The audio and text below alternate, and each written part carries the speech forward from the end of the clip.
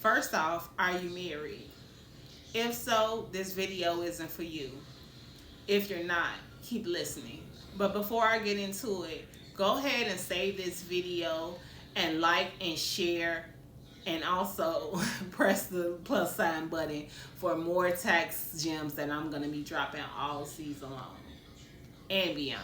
Okay, so now that we all gathered together, this video is going to be whether you should be filing single or you should be filing head of household and the differences between the two. So first things first, you should definitely be filing single if you're unmarried, you don't support anybody financially all year long, and you don't have a dependent that stays with you most of the year. You automatically should be filing single. Now, when it comes to head of household, it can get tricky. But first, you should be filing head of household if you're unmarried or considered unmarried. And when I say considered unmarried, even if you were married but you were separated at the end of the year, or separated most of that year, or been living separate for a few years, then you can claim head of household if you have a qualifying child and dependent that lives in that household with you, and you pay the upkeep of keeping that home more than half of the year. Here's the tricky part. A lot of people stay in multi-generational families and homes.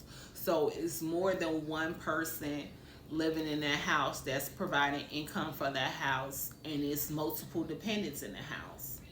This is how you see whether you should be claiming head of household or you should be claiming single. So say for instance you stay in a house with somebody, but they pay the cost of keeping up their home. They pay majority of the bills in that home. Then that person is the one that should be claiming that head of household status.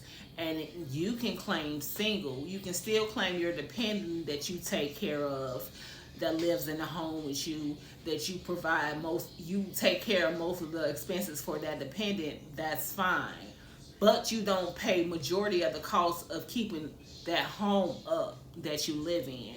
So you should be claiming single, and then the person that pays all the bills in that house, or majority of the bills in that house, should be claiming head of household. So what's the difference? Pretty much the standard deduction for head of household is higher than the standard deduction for filing single.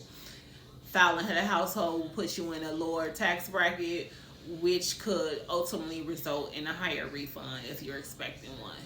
But what I will say, don't F this up. It might seem like a small thing, but it's not a